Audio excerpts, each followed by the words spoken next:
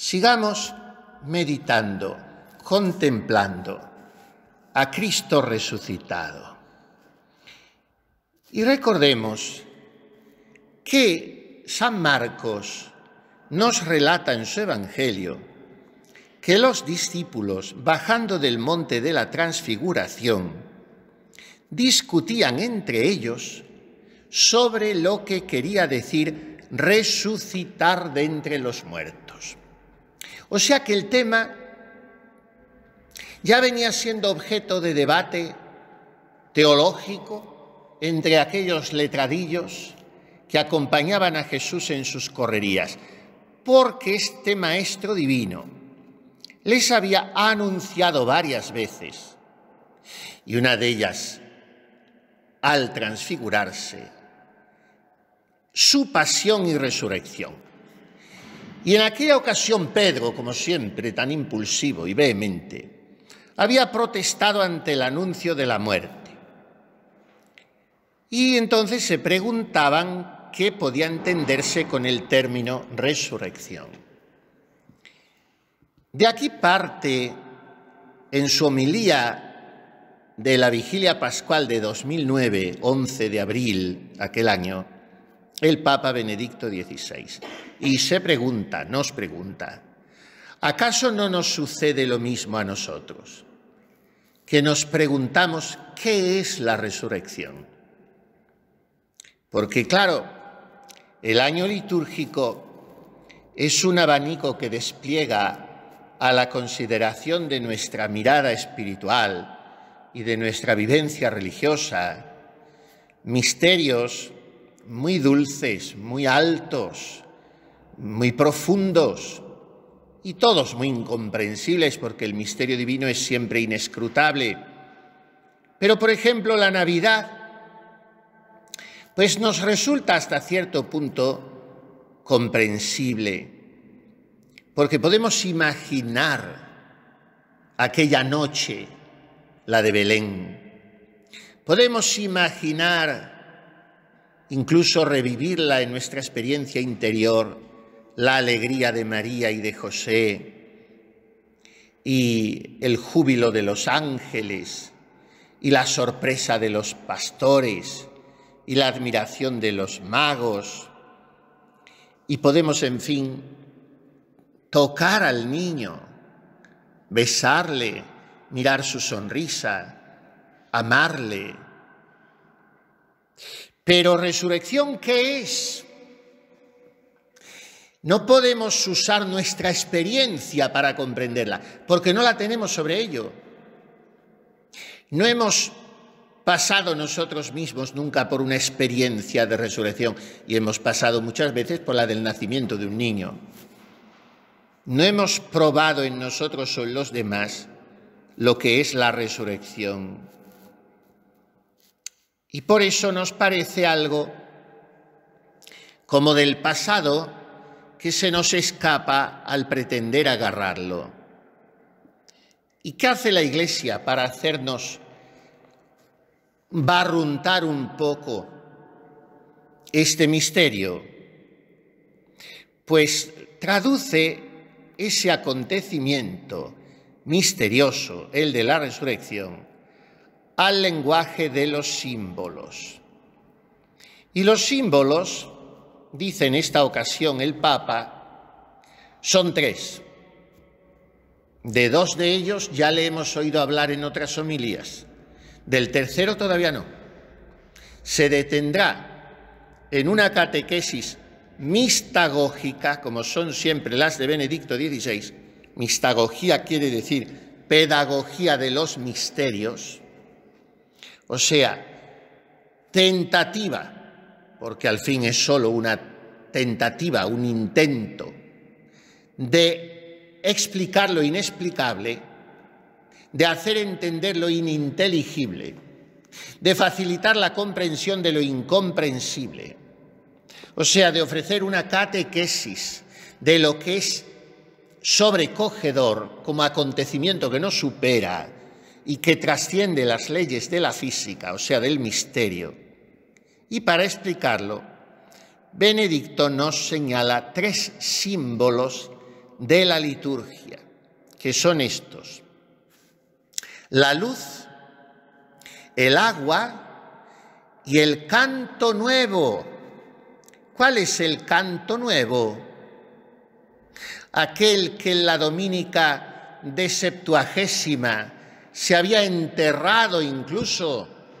Esto se hace en la liturgia tradicional: salir a un jardincito fuera de la iglesia y en una pequeña sepulturita enterrar un pergamino donde está escrita la palabra aleluya, vocablo hebreo que significa alabad al Señor. O sea, es un estallido de júbilo. Por eso se suprime en toda la Septuagésima, o sea, las 3 semanas anteriores a Cuaresma, Septuagésima, Sexagésima y Quincuagésima, y después toda la Cuaresma, naturalmente, las 2 últimas semanas de Pasión, Semana de Pasión y la Semana Santa. Y no se desentierra ese aleluya hasta la vigilia pascual, cuando el diácono se dirige al preste para decirle: reverendísimo Padre, os anuncio una gran alegría, que es aleluya. Y entonces se entona en un increscendo tonal, cada vez en un tono superior, lo mismo que se ha hecho el Viernes Santo en la adoración de la cruz, cada vez con un tono mayor, y lo mismo que se ha hecho unos momentos antes con la procesión del lucernario, Lumen Christi, Lumen Christi, Lumen Christi. Pues ahora es aleluya, aleluya, aleluya, según esa tonalidad gregoriana muy hermosa, pues cada vez en un tono superior. Bueno, pues son estos 3 símbolos. Veamos uno por uno. Primero, la luz. ¿Cuál es la primera lección de la vigilia pascual? El relato bíblico del Génesis, de la creación de Dios, que comienza con la expresión fiat lux, hágase la luz. Porque donde hay luz nace la vida y el caos puede transformarse en cosmos. Y porque en el mensaje bíblico, dice el Papa, la luz es la imagen más inmediata de Dios, que es todo luminosidad, todo vida, todo verdad, todo luz. ¿Por qué se lee la creación al empezar la vigilia pascual? Porque supone una profecía de la resurrección, que es la realización sublime del inicio de la Sagrada Escritura. Inicio en el cual Dios había dicho fiat lux, que es la misma palabra que el Padre pronuncia sobre el cadáver yacente de su Hijo en el sepulcro. Hágase la luz. Y entonces la resurrección de Jesús es un estallido de luz en aquella sepultura que se abre de par en par, porque el resucitado mismo es lux mundi, y con su resurrección Dios entra en la noche de la historia, difundiendo en el mundo y en los siglos su luz. Con la resurrección del Hijo de Dios se hace de día. Por eso fue al alba, porque más que el fenómeno físico de la luz, es la luz verdadera que trae Jesucristo. Lumen de lumine, luz de luz. Y así transforma lo que era caos, un tohu babohu, dice en hebreo la Sagrada Escritura. Tohu babohu es un caos informe, que es lo que había al principio de la creación. ¿Y qué hace con eso Dios nuestro Señor con sus manos? de artífice delicadísimo, lo ordena. Recordemos aquí la frase de la Santa Madre. Empieza donde entra mucho sol, no hay telaraña escondida. Cuando la luz embiste, entonces se impone la limpieza, se impone el orden, porque de lo contrario seguirá imperando de una manera visible y por lo tanto insultante, molesta, incómoda, el caos. Donde no hay orden no hay luz, donde no hay luz no hay orden. Un alma iluminada es un alma puntual, obediente, armónica, organizada. Un alma que no vive al albur de la improvisación precipitada y negligente, llena de atolondramiento. Y como el orden es la obediencia, o la obediencia garantiza el orden, entonces un alma que vive en la luz es un alma obediente. Y un alma de luz es un alma desprendida, porque por mucho que yo quiera que una habitación se llene de luz, si esa habitación está llena de cachivaches, de muebles, en fin, de cosas, pues la luz tiene muy poco espacio de expansión. Lo que viene a hacer Cristo es iluminarnos. ¿Y por qué Él es la luz? Cristo separa en la creación la luz de las tinieblas, es decir, el bien del mal, e indica al hombre la vía justa para vivir verdaderamente, mostrándole la verdad y llevándolo hacia el amor. ¿Qué rezamos con el Salmo en vísperas? Lámpara es tu palabra para mis pasos, luz en mi sendero.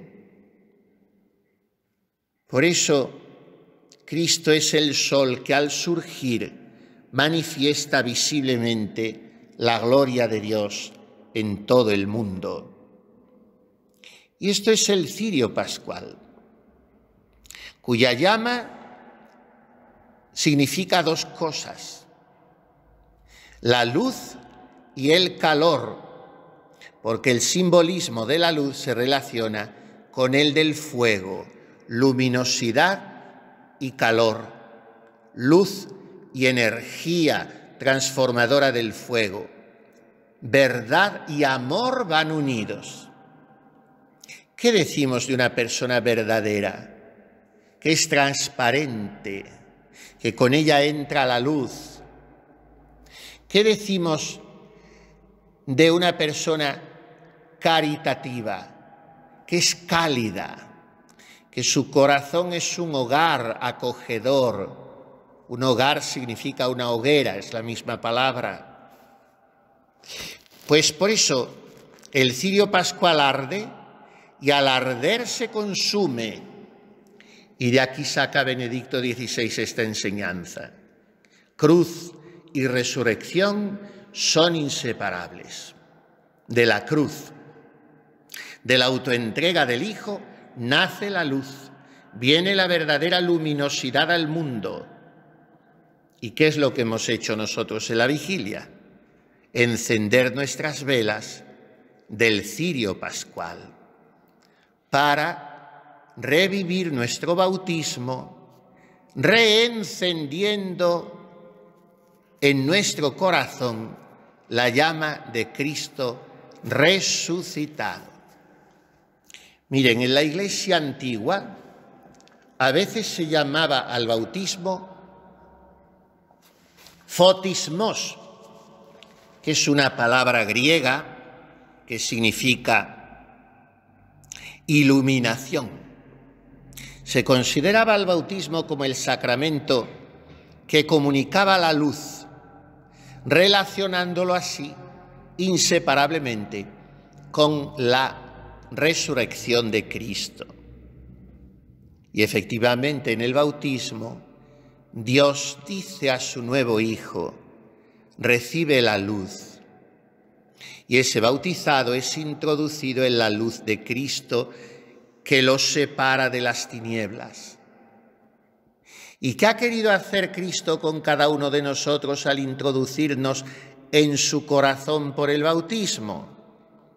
Que por Él, gracias a Él, viviendo en Él, yo reconozca lo verdadero y lo falso, y sepa distinguir lo que es luminosidad y lo que es oscuridad, y comience a entender la verdad.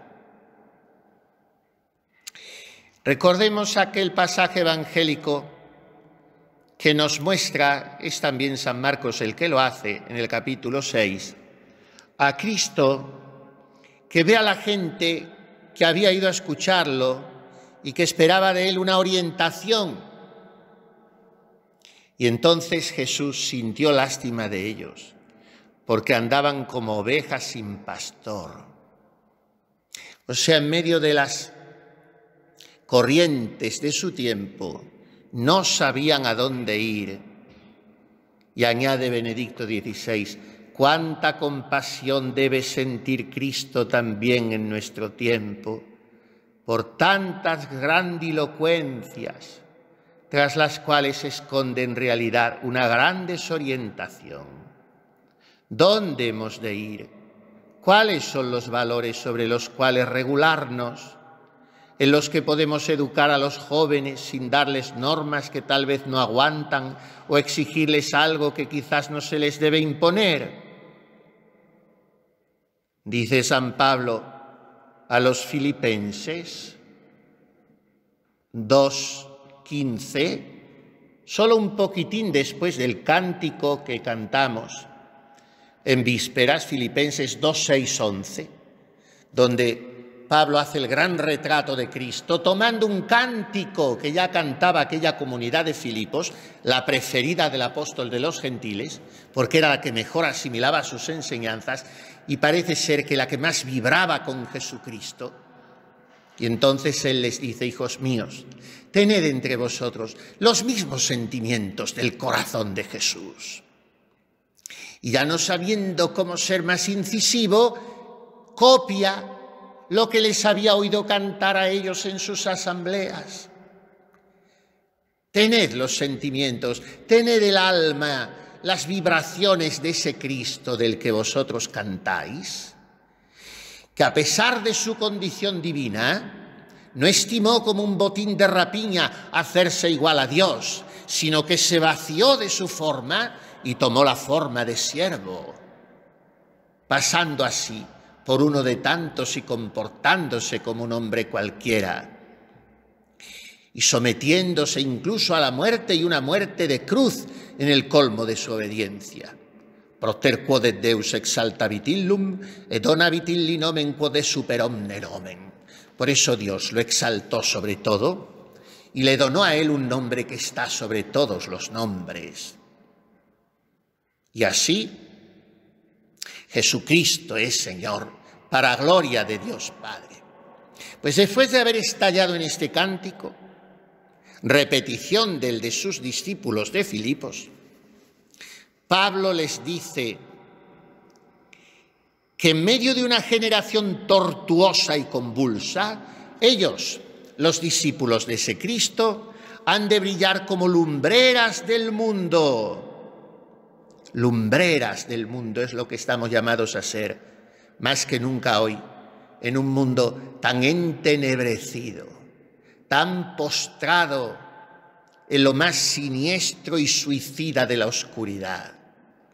Suicidio que llega, en muchos casos, hasta dentro de muchos estratos muy altos de la Iglesia, cuyos episcopados casi entero, como está sucediendo en Alemania, con un cisma ya real, aunque no sea oficial, están pidiendo aberraciones morales y reclamando peregrinas novedades teológicas, hijas todas de la herejía.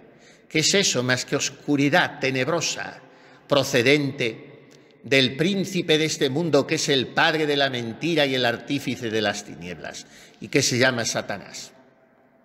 Pues en medio de este mundo, dice el Papa, ese Papa al cual esa Alemania que hoy se separa de la fe católica como en tiempos de Lutero,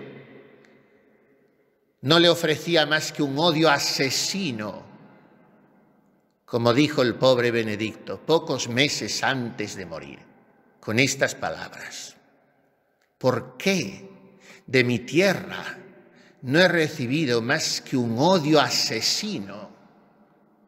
Esos son, esos asesinos del Papa, los que reivindican todas esas barbaridades ahora.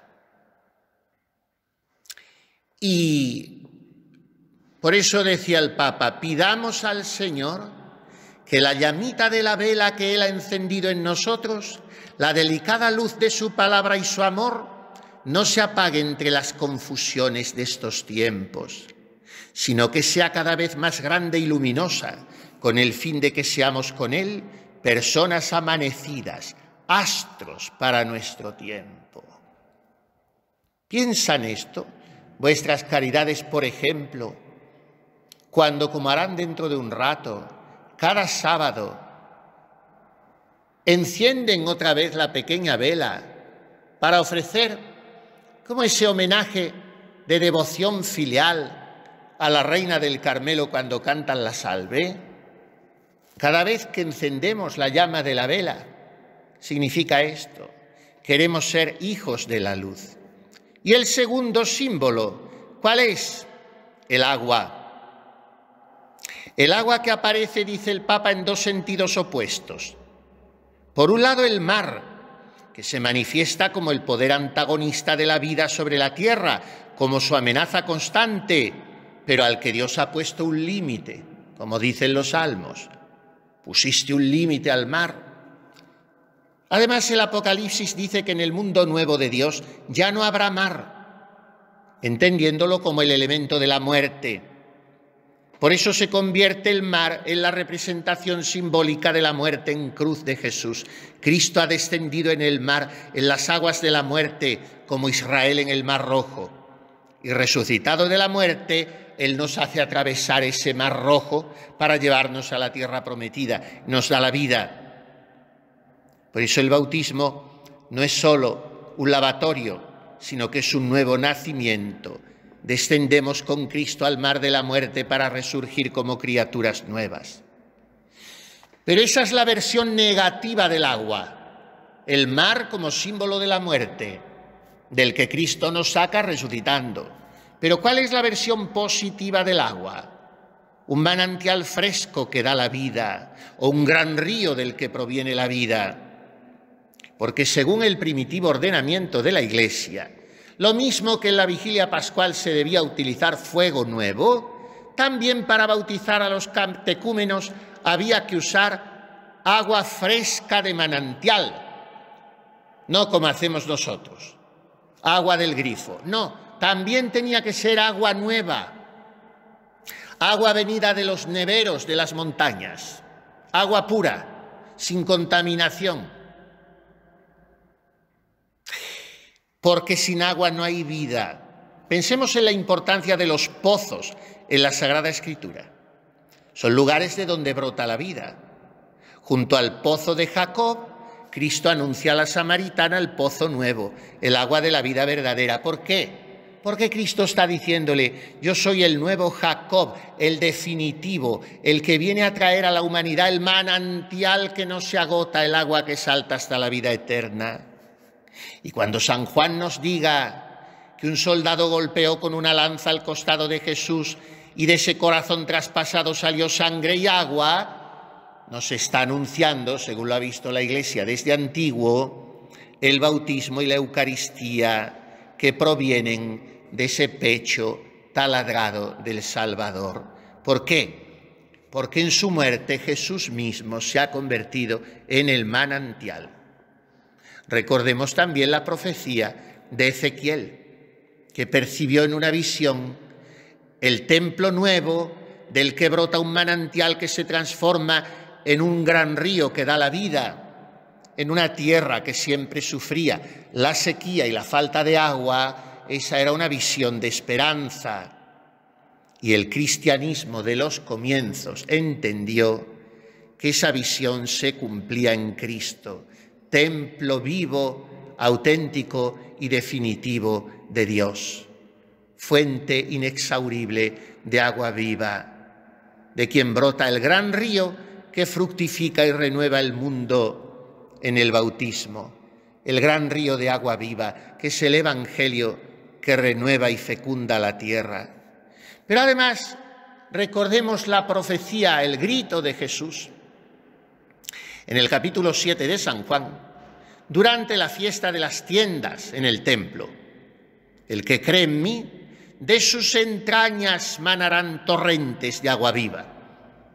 De manera que en el bautismo, por su resurrección, Jesús no solo nos convierte en personas de luz, sino también en fuentes de las que brota agua viva.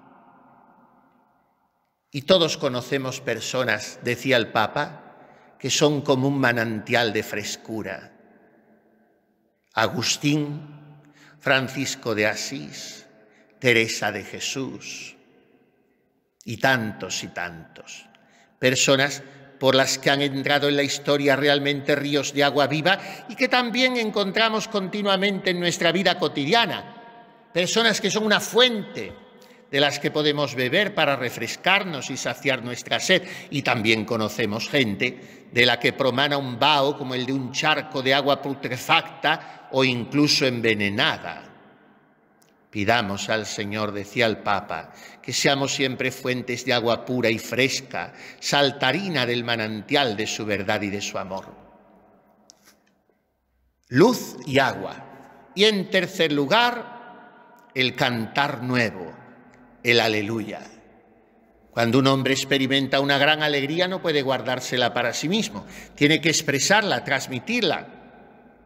¿Pero qué sucede?, preguntaba Benedicto XVI, cuando el hombre se ve alcanzado por la luz de la resurrección y de este modo entra en contacto con la vida misma y con la verdad y con el amor. No basta hablar de ello, no es suficiente hablar, tiene que cantar.